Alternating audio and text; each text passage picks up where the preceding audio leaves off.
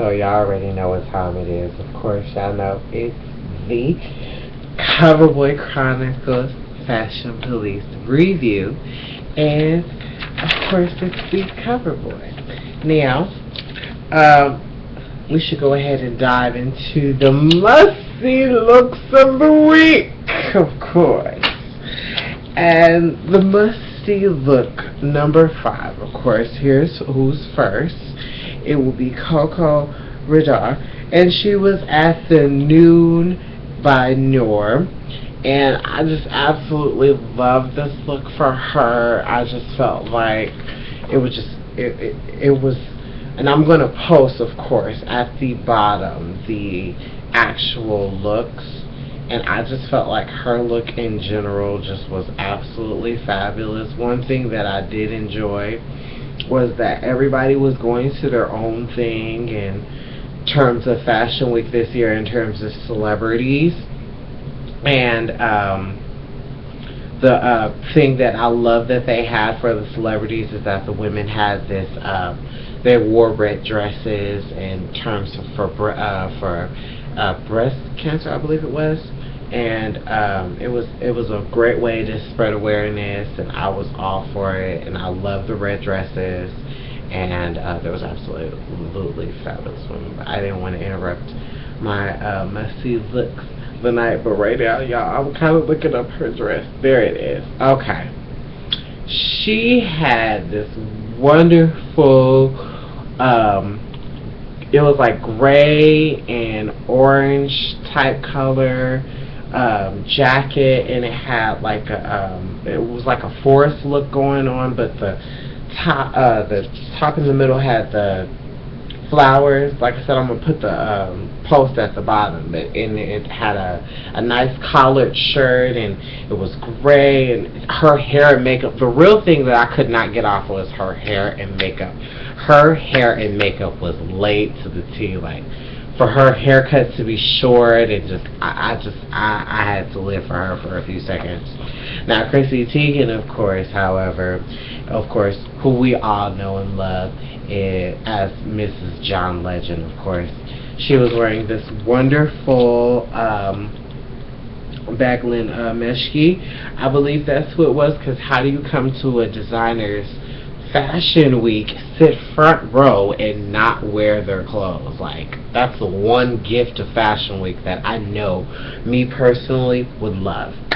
So she was there at that event, of course, and she had this wonderful blue, it was like a navy blue, and it had a gold trim on the sides, and it was absolutely breathtaking. She actually looked like a person in terms of politics. I kind of thought she was like a woman in politics. I would have never thought that in the look that she gave, that she was a model, that she was Mrs. John Legend. You know, just one of the little things. Now, Miss Anna Kendrick, there was a specific dress. Now, everybody knows that Anna Kendrick was all over Fashion Week. She was at Calvin Klein. She was everywhere. She was everywhere. She was with Carrie Underwood everywhere. But the one particular dress that I liked, there was a particular gold dress, and that dress was just absolutely breathtaking to me, and I look forward to seeing what she's going to wear on the Oscars. Like, I really look forward to seeing what this girl is going to come up with next. Like, for her to be coming up, like, she's doing her damn thing in terms of fashion. So, and speaking of somebody doing their damn thing in terms of fashion, Lupita Nyong'o, and I'm going to start calling you Nia, because you look like a Nia. Your haircut, you're fabulous. I can't wait to see you on CoverGirl. That's what I see you for, really. So, but definitely, she was at the Calvin Klein, and she was sitting next to Naomi Watts. But like, they both kind of complimented each other, like, oh, two best friends going out Fashion Week, sitting first seat. You know, it's a wonderful thing for, you know, girls of their caliber coming up, nominated Oscar, won a SAG award. You know, kind of cool time for Lupita. And then a person that's just loving her life right now, besides Kim Kardashian, Miss Victoria Malcolm, of course. Victoria Beckham. I felt like she was at her own show. When she came out to get her tins for her wonderful collection, of course, all I can say is you better work, bitch. That's all I can really say for her. But the celebrities, I thought with all of the designers that they would have definitely came up with different colors, but somehow they went back to black. And that is exactly what the new category is for those who went back to black. And we'll start it off with Katie Holmes. And she was at Donna Karan, of course. She had this wonderful dress, and it kind of fitted her body really well, and it kind of hit her body structure. And for her to have all the little drama that's going on with her and Jamie Foxx and the baby, it's gotta be, a headache for her. And I know that it's nice to see somebody after the struggle go out and have fun with the girls and just be like, all right. And she was standing right next to Rita Ora, who was also at Donna Karan, of course. And her outfit, of course, she had drapery on the front, and not only did she have drapery on the front, her accessory was absolutely fabulous. Her hair and makeup was, her hair, might I say, Rita is just coming to a lot with her hair and makeup, like regardless of her dress or whatever the hell she's wearing, because her last few outfits on the red carpet or whatever the case may be has been fabulous. Okay, fabulosity with Rita Ora next to it. How you doing? Carrie Underwood. She was at Rebecca Minkoff, and she was wearing this black dress that just kind of hit her curves, and she just, for her to step off from The Sound of Music, she looked like it. The heels are alive when Carrie Hilson hits Fashion Week. But moving on, speaking of the people who did listen to what I wanted to see, I felt like there were some colorful countesses. And those colorful countesses start with, of course, Diane Kruger. She had on this wonderful dress at Peter Park Tilo, and she just looked very colorful. I like the way that they manipulated the colors and put them in different areas, and just, I love the fact that Fashion Week in general, New York, they did a lot of color manipulation. So I just, kudos to her, and I love that. Now the next person that I wanted to talk about, of course, was Naya Rivera. And she was at the Michael Kors. Now, everybody's been saying that she's looking a lot like Kim Kardashian used to before she went back to her dark roots.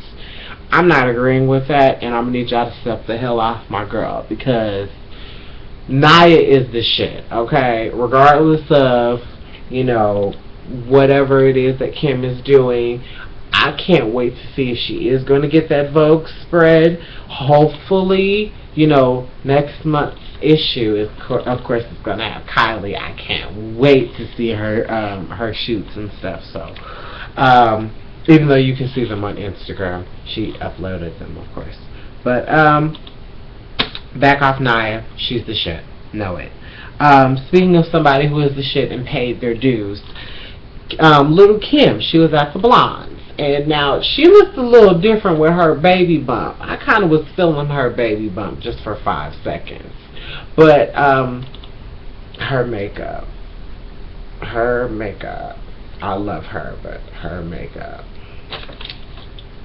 that's really all I had to say about her. It just looked a little heavy. And, with Kim, she shouldn't have to put that much, but it looked like she had a lot. If she didn't, then I apologize.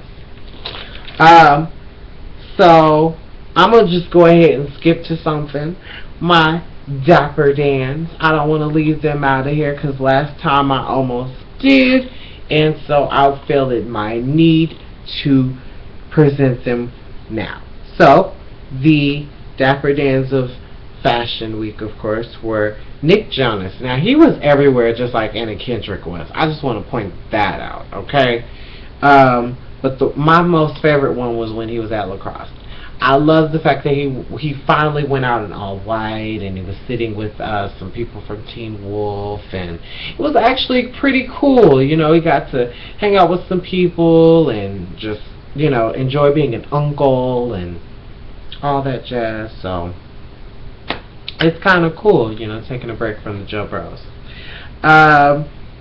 Hugh Jackman, I love the fact that he was hanging out with Rita Ora and Katie Holmes, even though she was seen with Tyra Banks, Anna Kendrick, and who was that other? There was somebody else that was with him. But it was all four of them. They were looking great. But it was Hugh Jackman. He was at Donna Karan, and he looked absolutely great with his suit. He looked dressed to the nines, but somebody who looked absolutely better. And he was younger, and he looked like every girl's dream guy. Clint Eastwood, you know how to make him. Of course, I'm not talking about Clint, even though back in the day he was stuff. God, his son! Oh my God, he was so fun. He was so fat. He was so fine. And of course, he would have had to have been at the Hugo Boss preview. So, definitely want to talk about the people that were in the spotlight this week. Now, or that week. Reese Witherspoon, she was also at the Hugo Boss.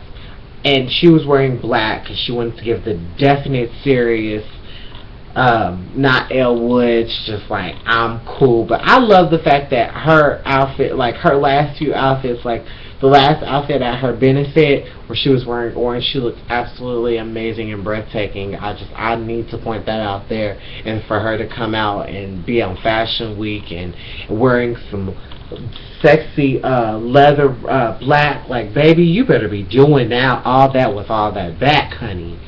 So I had to say that about Miss Reese Witherspoon. So, I want to talk to you guys about Kelly Rowland. Now, everybody's been dogging the hell out of Kelly Rowland for that little jumpsuit jumpsuit number that she had on. And for me, I felt like I'm not going to talk about that one. There was another one that she was, because she wasn't just that one show. So, I found this wonderful black number that she was at this other designer that starts with a K. I'm not going to try it out. It's one of those long ones. And yes, I know that's so shameful of me, but I am just not going to do it. I'm not going to mispronounce the name. I hate doing it. It's so wrong. But moving on, nothing worse than mispronouncing a designer's name. Just rather not say it at all. So I felt like her outfit, and she had the knee boots and everything, and the fur, and she just, I'm happy for her, because she's in her moment of, I'm getting ready to get married, I need to pick my designer, what are my bridesmaids going to wear, it's going to be a big wedding, small wedding, whatever the case may be. You know, that's the whole thing for her. And then, of course, somebody else who's enjoying their life, Solange Knowles. She was just out and about, and she had this wonderful chic blue outfit. I didn't want to particularly pick one that she was wearing at her fashion shows that she was attending. I just wanted to see what she was wearing out and about. And she had this wonderful blue number, and she looked positively chic. I wanted to see her shoes. I'm going to post the link at the bottom, of course, so you guys can know what the hell I'm talking about. But, I look forward to seeing all of the stuff for the Oscars. I'm going to do some great reviews for you guys this week coming up. I've got my Black History that I'm going to do on the 25th and the 26th. I'm going to not have a video to do on the 27th, but I will upload my Oscar predictions on the 28th. Oh, the BET Honors, I'm going to do that on Monday, or probably Tuesday, maybe. I'm not for sure. I just don't want it to mix with my Black History thing, because I've been waiting for you guys so long, and I wanted to make sure that my stuff had nothing to do with whatever my other YouTubers are doing. Whatever they're doing, that's what they're doing on their channels. The new CoverBoi is doing something different with the CoverBoi Chronicles. Speaking of the CoverBoi Chronicles, you can tweet the show, CoverBoi Chronicles, New Cover Lovers, my Facebook, my like page, my Twitter, or my Instagram. And be sure to like, comment, and y'all know what to do. Subscribe to TheSpiritsoulstar, my YouTube channel, and let me know how outrageously grand and fantastic this fashion week was for me, as I know it was for you. So this is the YouTuber Fashion Police review, signing off. Good day, New Cover Lovers. Love you. Bye.